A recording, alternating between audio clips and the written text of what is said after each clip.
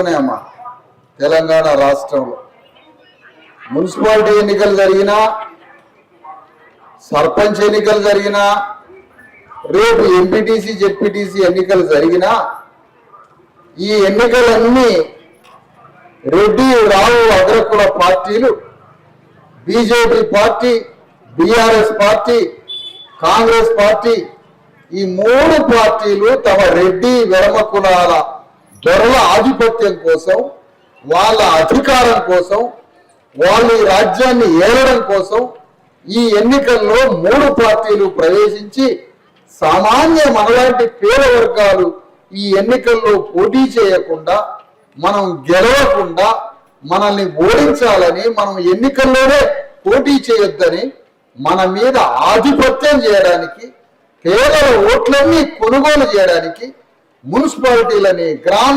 పంచాయతీలని అన్నింటినీ రెడ్డిరావులే తమ ఆధీనంలో పెట్టుకోవడానికి ఈ ఎన్నికల్లో అగ్రకుల దొరలు ఆ మూడు పార్టీల ద్వారా ప్రవేశిస్తున్నారమ్మా.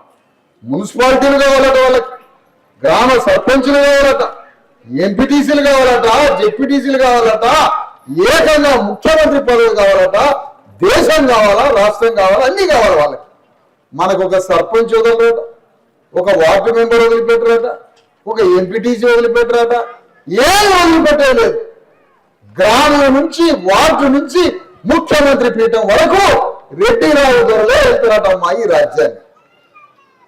కానీ మనం ఏం చేస్తున్నామంటే ప్రతి చోట రెడ్డిరావులేనా, ప్రతి చోట అగ్రవర్ణ దొరలేనా రాజ్యాన్ని అనేది.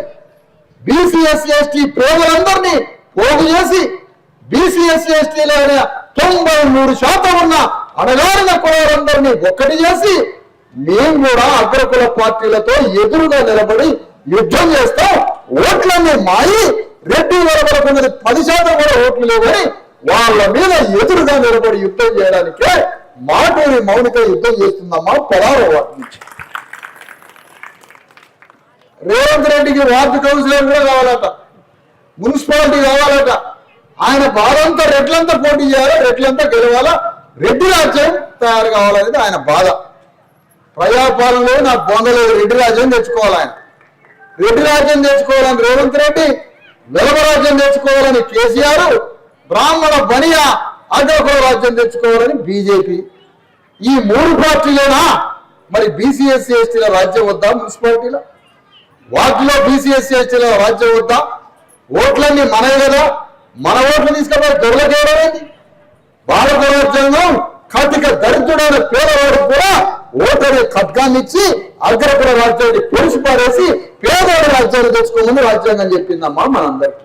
కానీ ఆ మాట వినకుండా మనం అగ్రకుల పార్టీలకు ఓట్లు వేస్తున్నాం. ఈ మున్సిపాలిటీలు మొత్తాన్ని ధ్వంసం చేసింది ఎవరమ్మా? బీసీ ఎస్సీ ఎస్టీలు ధ్వంసం చేసిర్రా. గ్రామ పంచాయతీలన్నింటినీ ధ్వంసం చేసింది ఎవరమ్మా? బీసీ ఎస్సీ ఎస్టీలు చేసిర్రా. జిల్లా పరిషత్లని ధ్వంసం చేసి నాశనం చేసి పంచాయతీరాజ్ వ్యవస్థని, మున్సిపాలిటీ వ్యవస్థని, గ్రామ పంచాయతీ వ్యవస్థని మొత్తాన్ని ధ్వంసం చేసింది ఎవరో? ఇదే ఈ రెడ్డి గారు దొరలేదు.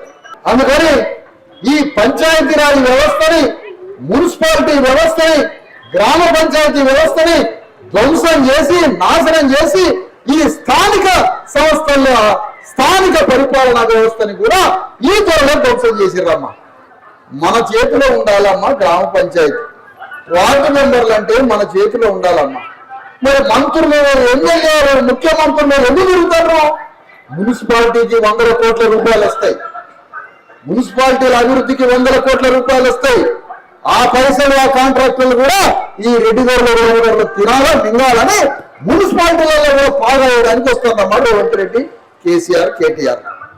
అంటే మనకు మున్సిపాలిటీ కూడా దక్కొద్దు, వార్డులు కూడా మనకు దక్కొద్దు. ఇక మనలాంటి గొడవలతోటి బీసీ ఎస్సీ ఎస్టీలకు ఈ రాజ్యంలో వాటా ఉందా లేదా, బీసీలకు 42% రిజర్వేషన్లు ఇస్తారా లేదా అని సంవత్సరాల తరబడి మన రోడ్ల మీద పడి గొడవ చేస్తుంటే మొన్న గ్రామ పంచాయతీలలో 82% బీసీ ఎస్సీ ఎస్టీలే ఎన్నికల్లో పోటీ చేసి గెలిచిర్రమ్మా. మళ్ళీ ఇప్పుడు మున్సిపాలిటీలో కూడా భయపడి రెడ్డిరావులు మున్సిపాలిటీ ఎన్నికల్లో కూడా బీసీ ఎస్సీ ఎస్టీలకే దాదాపు 78% టికెట్లు మన వారికే ఇచ్చారమ్మా. అంటే ఒక పక్కన మనం అంటే భయం ఉన్నది, బీసీ ఎస్సీ ఎస్టీలకు ఇవ్వాలా, కానీ వాళ్ళని వాళ్ళ చేతిలో పెట్టుకోవాలి. ఈ పన్నాగం పంపుతారమ్మా. కానీ మాటూరి మౌనిక ఏ దొరల చేతిలో లేదమ్మా. మాటూరి మౌనిక రాజ్యాంగం చేతిలో ఉన్న మనిషి అమ్మ. ఈమె ఏ దొరల చేతిలో లేదు, ఏ రెడ్డి గారి చేతిలో లేదు, ఏ వెలమగారి చేతిలో లేదు, ఏ కాంగ్రెస్ పార్టీ, ఏ బీజేపీ పార్టీ, బీఆర్ఎస్ పార్టీ మనిషి కాదు. మాటూరి మౌనిక రాజ్యాంగం మనిషి అమ్మ. మీ చేతిలో ఉండే మనిషి, మీ చేతిలో మనిషి. కాబట్టి ఈ మున్సిపాలిటీలలో 100 కోట్ల రూపాయలు వస్తాయి, పై నుంచి వస్తాయి, కేంద్రం నుంచి వస్తాయి, రాష్ట్రం నుంచి వస్తాయి, అనేక సంస్థల నుంచి వస్తాయి. మున్సిపాలిటీ అంటే పట్టణం అంతా బాగు చేసుకోవాలి. లైట్ల సంగతి ఏంటి, రోడ్ల సంగతి ఏంటి, పారిశుద్ధ్యం పని ఏంటి, నల్లాలు, పంపులు, నీళ్లు, వాటర్ ట్యాంకు, వీధి లైట్లు, రోడ్లు, ఆ మున్సిపాలిటీ పరిధిలో ఉండేటువంటి మంచి మంచి ప్రజల సంక్షేమ కార్యక్రమాలన్నీ చూసుకోవడానికి మన ఇంటింటికి అనుమతులు తీసుకొని ప్రతి ఇంటికి మున్సిపాలిటీ ట్యాక్స్ కట్టి వీటన్నింటితోటి ఒక నగరమే తన కాళ్ళ మీద తను పరిపాలించుకోవడానికి ఏర్పడ్డదే మున్సిపాలిటీ అమ్మ. ఈ మున్సిపాలిటీ కూడా ధరలు వదిలిపెట్టరా? మన ఎస్సీ బీసీ పేదోళ్ళకి మున్సిపాలిటీ కూడా వదిలిపెట్టరా? వార్డు కూడా ఇయ్యరా? గ్రామ పంచాయతీ, వార్డులు, ఎంపీటీసీలు, జడ్పీటీసీలు, స్థానిక సంస్థలు, జిల్లా పరిషత్ మొత్తం వాళ్ళకే, ముఖ్యమంత్రి వాళ్ళకే, మంత్రులు వాళ్ళే, రాజ్యం వాళ్ళదే, భూమి వాళ్ళదే, సంపద వాళ్ళదే, పరిశ్రమల వాళ్ళే, మొత్తం వాళ్ళే. చివరికి ఈ మున్సిపాలిటీ ఎన్నికల కూడా జరగబడి అగ్రకులాలు ఈ కూడా కైవసం చేసుకుంటారు. అందుకనే బీసీఎస్సీ జేఏసీ అని ఏర్పడి బీసీఎస్సీ జేఏసీ మద్దతుతో ధర్మ సమాజ్ పార్టీ బీసీఎస్సీలకు రాజ్యాన్ని అందించే ఏకైక తెలంగాణ గడ్డ మీద ఏర్పడ్డ పార్టీ బీసీలను ముఖ్యమంత్రిగా, ఎస్సీలను ముఖ్యమంత్రిగా, ఆదివాసుల్ని ముఖ్యమంత్రిగా చూసుకోవాలని బీసీఎస్సీల రాజ్యం కోసం ఏర్పడ్డ ధర్మ సమాజ్ పార్టీ బీసీఎస్సీ జేఏసీ మద్దతుతో ఈ రోజు 16వ వార్డులో మాటూరి మౌనిక ఎన్నికల్లో పోటీ చేస్తుంది. మీరందరూ ఓటు వేయాలి టార్చ్ లైట్ గుర్తు మీద అని మిమ్మల్ని విజ్ఞప్తి చేయడానికి వచ్చామమ్మా ఈరోజు.